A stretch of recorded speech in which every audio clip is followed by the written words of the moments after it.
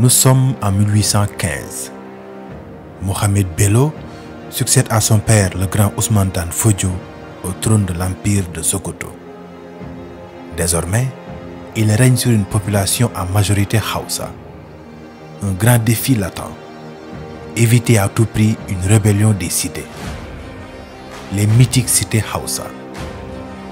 Créées vers le Xe siècle par les descendants du légendaire Bayajida, elles vont donner naissance au peuple Hausa.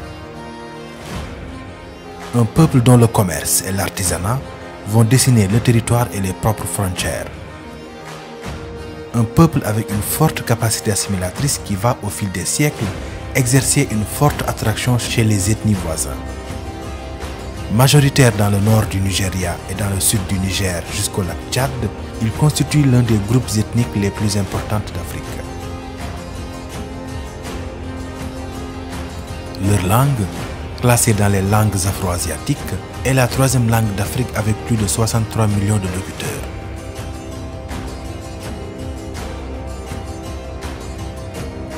Les migrations, les brassages, l'acculturation, la diversité et la sociabilité sont des termes qui définissent les Hausa.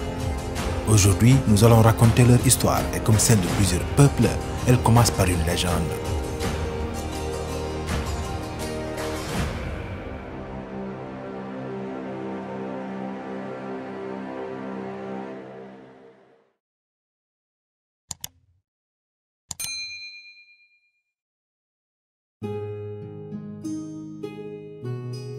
Le Sahara, le plus vaste désert au monde. Les températures peuvent y atteindre 55 degrés. Mais il n'a pas toujours été ainsi. En réalité, dans un passé lointain, le Sahara était peuplé, humide et verdoyant. La progressive désertification a poussé les populations à s'installer de part et d'autre de cette menaçante bande aride qui ne cessait d'avancer au fil des siècles. C'est ce qui arriva, selon la légende, à un certain Bayajida, originaire de Bagdad et sa suite, installé vers le Xe siècle dans les massifs de l'Aïr. Suite à la dessiccation accrue de cette région, ils décidèrent de migrer vers le sud. Ils arrivèrent au royaume des Kanouris, connu sous le nom de Kanem, et qui s'était formé autour du lac Tchad. Au Kanem, Bayajida épousa une princesse et eut un fils du nom de Biram. Après un bref affrontement avec le roi du Kanem, il quitta la terre des Kanouris et s'installa à Daura. La légende veut que Bayajida ait tué un serpent qui vivait dans un puits à Kousougou, situé à Daura. En effet, le serpent terrorisait la population et la privait d'eau, ne l'autorisant à se servir uniquement les vendredis. Malgré les avertissements, il se rendit au puits un jeudi pour aller chercher de l'eau. C'est de là que proviendrait son nom, Bayajida, qui signifie celui qui ne comprenait pas. Une fois qu'il commença à puiser de l'eau, il comprit pourquoi la population l'avertissait, car le serpent l'attaqua. Mais il lui coupa la tête avec son épée, et c'est ainsi que le serpent fut tué. Daurama, la reine de Daura, avait promis la moitié de son royaume à quiconque tuerait le serpent du puits. Mais très intelligemment, Bayajida refusa et lui demanda sa main en mariage à la place. Du jamais vu, étant donné que les reines restaient célibataires durant toute leur vie et que la société était profondément matriarcale. Néanmoins, Daurama, qui se sentait redevable, accepta sa demande et les deux finirent par se marier. De cette union naquit Bao, qui à son tour eut 6 fils, lesquels, en compagnie de leur oncle Biram, demi-frère de Bao et fils de la princesse Kanouri, dirigèrent les 7 États Hausa, dits Hausa Bakwai, qui sont connus sous les noms de Daura, Kano, Katsina, Zaria, Gobir, Rano et Biram. Cependant, Bayajida eut un autre fils illégitime avec une concubine appelée Karbogari. Ce dernier eut 7 fils et ceux-ci dirigèrent les 7 autres États Hausa, illégitimes cette fois-ci, dits Banza Bakwai, et sont connus sous les noms de Gwari, Kebi, Kororofa, Ilorin, Nupe, Yelwa et Zamfara. Donc l'histoire des Hausa, c'est la rencontre entre un prince originaire de Bagdad et une reine qui régnait sur un peuple d'agriculteurs. Mais l'histoire des Hausa, c'est aussi les cités-États.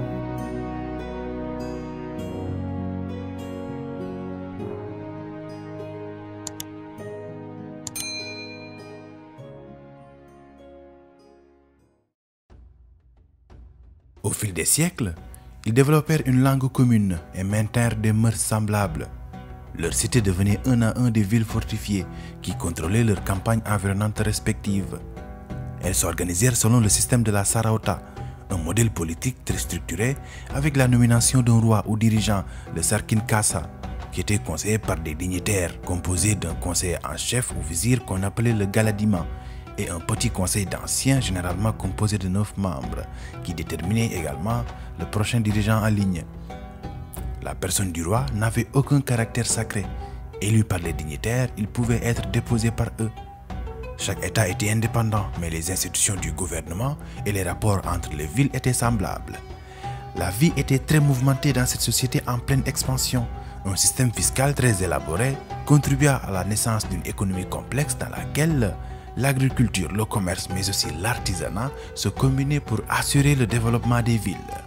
Il y avait une telle production de richesses que les cités étaient protégées par des remparts qui pouvaient atteindre 15 mètres.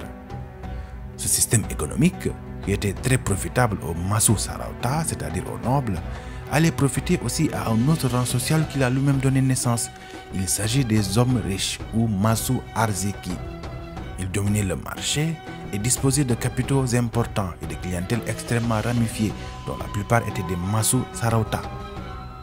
À côté de l'aristocratie et de la bourgeoisie, nous avions les hommes pauvres appelés Masu Talauchi, qui, en paraphrasant Karl Marx, étaient les prolétaires de l'époque, exploités et sous-payés. D'après la chronique de Kano, il semble que ce soit des lettrés et commerçants malinqués venus du Mali au XIVe siècle qui auraient introduit l'islam à Kano et dans l'ensemble du pays Hausa. Ces commerçants mandingues furent d'ailleurs à l'origine de l'intégration des cités Hausa au commerce transsaharien. La ville de Kano et de Katsina étaient de loin les plus riches. Il semble même que durant le règne de Mansa Musa au Mali, ces villes aient été rattachées à l'Empire. Dès lors, la culture Hausa subissait l'influence directe de la civilisation méditerranéenne, notamment grâce aux caravanes qui ne cessaient de relier les cités-États Hausa aux ports arabes et aux colonies de marchands tripolitains ou venant de l'actuelle Algérie, établis sur ces marchés. Raison pour laquelle la langue Hausa est riche d'emprunts à la langue arabe. Cette culture fortement assimilationniste va exercer aussi une attraction croissante sur les populations voisines dont elle intègre progressivement des fractions de plus en plus nombreuses.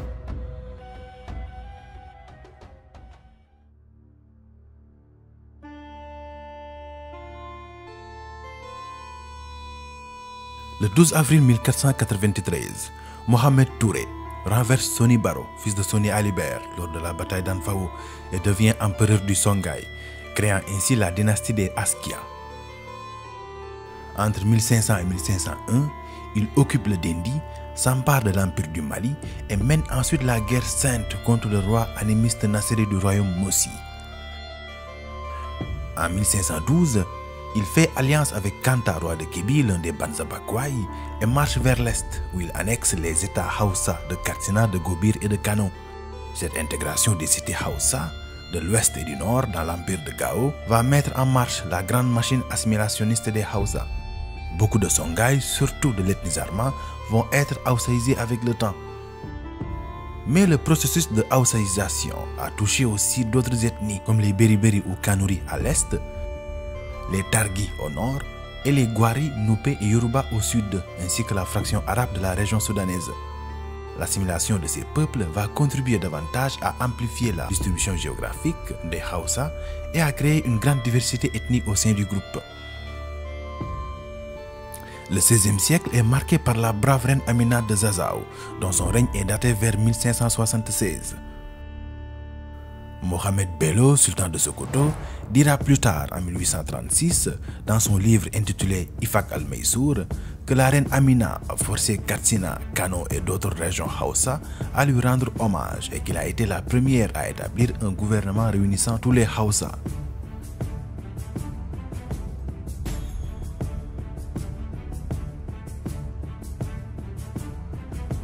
Mais le terme Hausa n'était utilisé qu'à partir du XVIe siècle de notre ère, car les gens se nommaient eux-mêmes en fonction de la ville ou du royaume spécifique d'où ils provenaient, vu que le peuple Hausa était en mouvement constant. Ces individus ayant la même origine s'organisaient en groupes et constituaient un autre critère de division sociale. Ces groupes d'origine étaient désignés selon les dialectes sous les termes de Azili, Zouria, Iri, Danji ou Kabila. Les individus de chaque groupe étaient liés par le même gado, c'est-à-dire héritage patrilinéaire. L'appartenance à ces groupes est considérée comme de nature proche de celle de la parenté. Leurs membres se qualifient de un ou a, autrement dit frères de même mère. Dans certaines situations, ces groupes d'origine pouvaient représenter des karda, signifiant littéralement métier héréditaire. À cette époque, on ne pouvait être malam ou mafarawuchi ou faire d'autres métiers que si l'on avait hérité de l'accès à ces professions. Une situation qui persiste jusqu'à nos jours, même s'il tend à disparaître. En plus de l'origine, un autre facteur très important pour cette population sémi-nomade était la nationalité, l'appartenance à un kasa, autrement dit à un état. La citoyenneté d'un individu est un terme de référence fondamental entre Hausa. Cette identité étatique se matérialisait à l'aide de scarifications faciales imposées à chaque enfant au 7e jour de son existence. L'origine pouvait être liée aussi à la nationalité. Par exemple, on pouvait trouver des Gobirawa Katsinawa ou des Katsinawa Kanawa, ce qui signifie que des habitants du Gobir pouvaient être originaires de Katsina et que des habitants de Katsina pouvaient être originaires de Kano. Il existe par ailleurs une forte loyauté des immigrés assimilés, qu'ils soient Hausa ou non, envers leur collectivité d'accueil. D'ailleurs, plusieurs classes aristocratiques Hausa ont d'autres origines ethniques. C'est le cas des Babarberi d'origine Kanuri et des Bafulani d'origine Peul. En premier, nous allons parler du cas Babarberi. Pour mieux expliquer ce métissage, nous devons retourner en arrière jusqu'au 7e siècle, bien avant l'époque de Bayajida. En effet, c'est à cette époque qu'est né le Kanem. Cet empire va par la suite atteindre son apogée avec Dunama d'Ibalami, qui régna de 1220 à 1259 et étendit l'empire vers le Fezzan et le Nil. Après la mort de Dunama, le royaume connut des querelles de succession et s'affaiblit au fur et à mesure que les années passaient. Au XIVe siècle, les Saos et les Bolara venus de l'Est poussent les Kanuri à se réfugier à l'ouest du lac Tchad. Ils déplacèrent ainsi leur centre à l'ouest, fondèrent le royaume de Bornou en 1395 et étendirent leur domination sur tous les espaces se situant du lac Tchad à l'actuelle région de Tillabéri et de la région de l'Aïr jusqu'au plateau central du Nigeria. Certains de ces Kanuri imposèrent leur hégémonie en pays Hausa, adoptèrent leur culture et devinrent une classe aristocratique au sein du groupe Hausa. Même plus tard, quand les cités Hausa vont se libérer de la tutelle Kanuri, dont le centre était à Bornou, ils vont conserver un certain prestige dans l'aristocratie. Ils créèrent par la suite d'autres États Hausa entre le XVIIe et le XIXe siècle, au nord de l'espace formé par les Hausa Bakwai. Parmi ces États, nous pouvons citer le sultanat de Damagaram, dont la capitale se trouvait dans l'actuelle région des Zinder. Ils firent par la suite de Zamfara l'un des Banza Bakwai, un puissant État qui furent conquis vers la fin du XVIIIe siècle par des envahisseurs Gobirawa. Ils vont être aussi à l'origine de l'État d'Arewa dans le Dalol Maori aux environs du XVIIIe siècle. L'État d'Arewa fut surtout connu pour sa résistance aux réformistes Peul.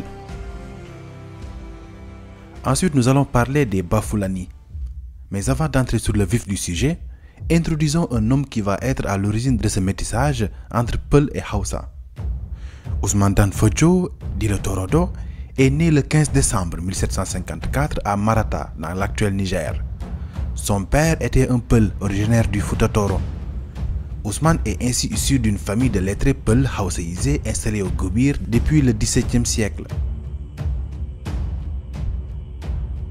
En 1774, Ousmane finit par reprocher aux musulmans du Gobir de ne pas observer strictement les règles du Coran et décide de mener la prédication au Gobir et dans les États Hausa voisins. En 1795, avec ses partisans en majorité Hausa, il décide de renverser les élites du Gobir, désormais considérées comme des non-musulmans. En 1802, après une tentative d'assassinat manquée, le Torodo fuit à la frontière nord-ouest du Gobir afin de se rallier les nomades Peul que les Hausa appelaient les Fulanin Daji. Après une ultime tentative de conciliation, Yunfa, le Sarkin Gobir, s'allie de son côté les Sarkis des autres États Hausa et déclare la guerre au Torodo. Du côté de l'autre camp, Dan Fodio est érigé en roi et devient le Sarkin Musulmi. Il obtient ainsi un pouvoir à la fois politique et religieux. Il peut maintenant en appeler au djihad, rassembler une armée et la commander. Il envahit le pays Hausa, notamment grâce à l'appui du sultan d'Agadez, Mohamed Bakri, et des guerriers Kelgres. Danfodio est par ailleurs soutenu par la paysannerie Hausa, qui souffre des taxes des cités. Le 21 juin 1804, il remporte une victoire sur l'armée de Yunfa à Tapkin Kwato. Il se proclame commandeur des croyants et règne sur le Gobir. De 1804 à 1808, il s'empare de Kano et annexe par la suite d'autres États Hausa, d'abord Katsina, ensuite Zaria, Nupe et Kébi, ainsi que le nord de l'actuel Cameroun. Il désigne ensuite des émirs pour administrer les territoires conquis. En 1808, il gagne la bataille décisive d'Al-Kalawa, lors de laquelle Yunfa fut tué. Il fonde ensuite la ville de Sokoto en 1809, dont il fait sa capitale. Danfodio se retrouve désormais à la tête de l'empire de Sokoto, dans lequel il applique les principes coraniques. Déjà âgé au début de la guerre, il transmet en 1815 le titre de sultan de Sokoto à son fils Mohamed Bello. Cette nouvelle aristocratie modifia très sensiblement la structure du monde Hausa. Il y eut un partage entre conquérants minoritaires, dressant l'étendard d'un islam orthodoxe, et Hausa, musulmans ou non. Par la suite, les sédentaires se convertirent de plus en plus à l'islam et réciproquement les réformistes adoptèrent à leur tour la culture Hausa. Les Fulanin Gida, c'est-à-dire les aristocrates Peul Hausaïsés, modifièrent aussi la structure politique en créant un système dans lequel, au sommet de la pyramide, il y a l'émir ou le cheikh. Mais cette situation sociopolitique se rencontre plus de nos jours au Nigeria, car elle a été surtout appuyée par le système de l'indirect rules des Britanniques. Au nord du Hausaland, par contre, une cohabitation entre Hausa et Bouzou a abouti aussi à un métissage, surtout dans la région de Zinder. L'intégration des Bougages à la société Hausa est très récente et paraît résulter d'une situation historiquement locale. Les Bougages sont en réalité des Targis, c'est-à-dire Touaregs. Les Hausa les appellent les Ba-Absines, par référence à leur implantation dans l'Aïr, désignée sous le nom de Absine. En effet, la société Targi se divise en deux catégories. On distingue des nobles, appelés Imagegen, et des captifs appelés Aklan. Ce sont ces derniers, dont le statut est servile, qu'on désigne sous le nom de Bougage. Beaucoup de ces peuples semblent être un brassage de Touaregs et de populations noires. Ils étaient dominés par les Touaregs Imagegen et assimilés par eux sur la base d'une structure leur conférant le statut de captif. Mais aujourd'hui, beaucoup de Bougages sont devenus indépendants, surtout avec l'aide du colonisateur français, qui menait vers la fin du 19e siècle une politique anti-esclavagiste motivée surtout par la résistance des Touaregs Imagegen à la colonisation. C'est ainsi que plusieurs Bougages libres se sont installés dans le sud, notamment dans le Zinder. Ces derniers ont abandonné la plus grande partie de la culture Targi et n'appartiennent plus à cette société. Ils ne parlent plus Tamashek mais Hausa, ont adopté la culture Hausa et se sont soumis aux chefs locaux. Mais par contre, ils ont gardé certains modes de vie Targi, comme le goût de l'élevage des bovins et agencent leur territoire de façon à concilier élevage et agriculture.